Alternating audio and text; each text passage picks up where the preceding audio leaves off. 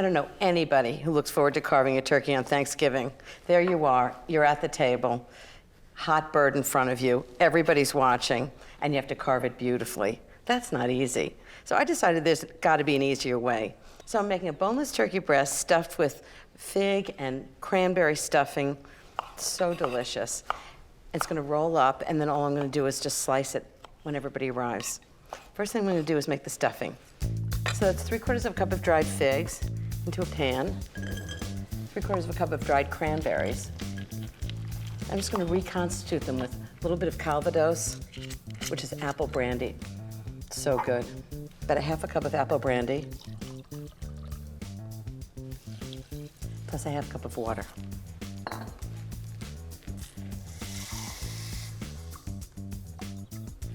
going to bring this up to a simmer and then just let them soak. Next, I'm going to cook the onions. I've got 1 stick of butter that I've melted, 1½ cups of onions. Onions are really the beginning of anything that's got lots of flavor that's savory. 1 cup of chopped celery. It's about 3 stalks, but it depends on how big the stalks are. I'm just going to simmer that just for about 5 or 10 minutes, just until they get tender. Don't want to brown them.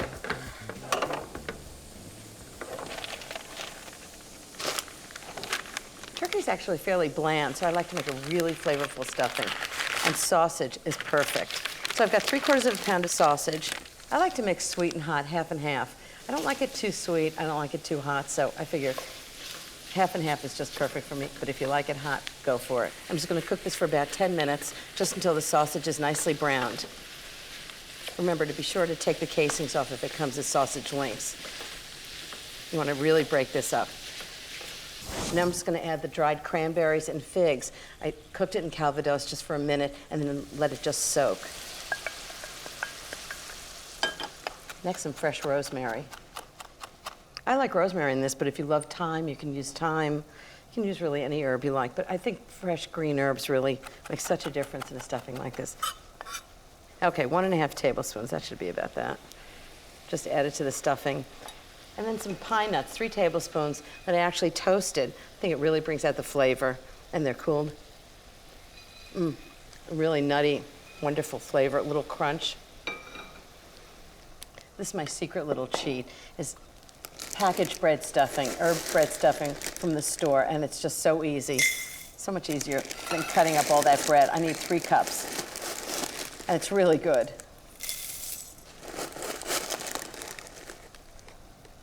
Okay, 3 cups of bread stuffing. All of this sausage and figs and cranberries, all of the mixture, and also the juices from soaking the cranberries, the water and Calvados. 1½ cups of chicken stock. No point in making stuffing, it's just really dry. 1 egg to hold it together.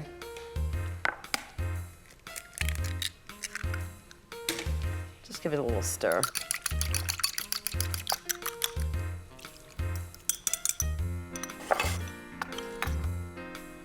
Teaspoon of salt, 1/2 teaspoon of pepper. Stir it all up. Now, does that look like good stuffing or what? So I've asked the butcher to give me a boneless turkey breast, which is actually 2 halves, it's not just 1, so it's big, with the skin still on. You know, one of the great things about this is that usually with a whole turkey, by the time the dark meat is cooked, the white meat is dry as a bone, and everybody likes the light meat anyway.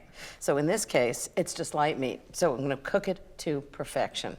So I've asked the butcher to butterfly this too, so it's cut open a little bit, and you want it about the same thickness all the way through so it cooks evenly. Okay, just sprinkle it with salt and pepper evenly on the inside, and pepper. No boring turkey at my Thanksgiving. Okay, and then the stuffing, I'm going to take enough stuffing so it's about a 1/2 inch thick. I'll leave a border around the outside. You don't want it to fall out of the turkey. About a 1/2 inch thick. And there's obviously too much stuffing here, so I'm going to put the rest in the pan and bake it separately. I'm going to take one end and just roll it up, just like a jelly roll. And this is why it's important to have the skin on it, because on the outside, it's going to get nice and brown. The skin's going to be just gorgeous. This is where butcher string comes in. I love this stuff. And I know there's a really fancy way the butcher does it, but you can just tie it with knots. It's so much simpler. You don't need some fancy technique. And just give it a tie on one end. See? And then cut a long length and run it underneath the turkey breast and just loop it underneath, just like that. And then do it one more time.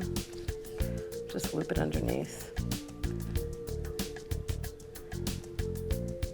And then underneath the whole turkey. And you have a nice little package that'll roast evenly. And it'll be really easy to take the string off. Voila.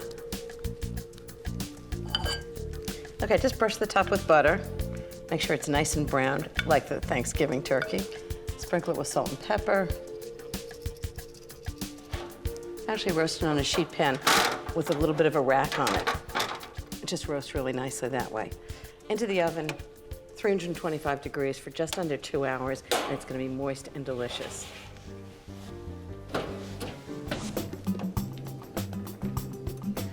Stuffing, cognac gravy, cranberry conserve. It's just not Thanksgiving without them. So first I'm gonna bake the stuffing. 45 minutes at about 325 degrees until it's crisp on the outside and just so delicious inside.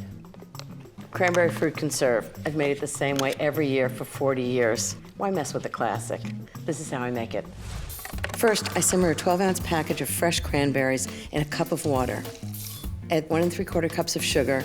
Cook it for about 5 minutes, just until the cranberries start to pop. Meanwhile, I peel a Granny Smith apple, chop it up and put it in a bowl with the zest of 1 lemon and 1 orange. And then the juice of the lemon and the juice of the orange. And then I add that to the cranberry mixture and let it cook for about 15 minutes. And then off the heat, I add 3/4 cup of raisins and 3/4 cup of chopped walnuts.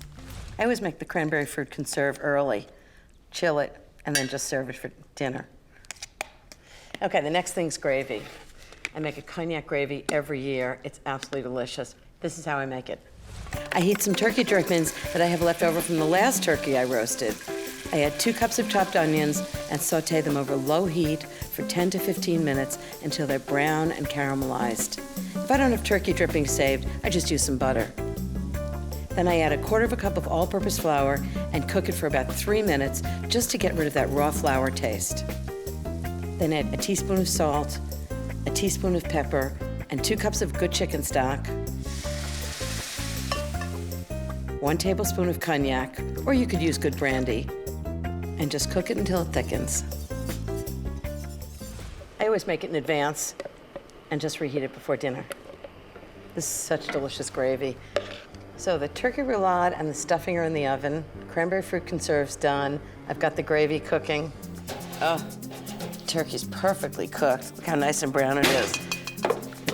I'm just gonna cover it with aluminum foil and let it rest for 15 minutes, and then all the juices get back into it. It's wonderful. I'm in charge of the turkey, the stuffing, cranberry sauce, gravy, and dessert. And my friends are bringing everything else. How cool is that? I'm ready for a party.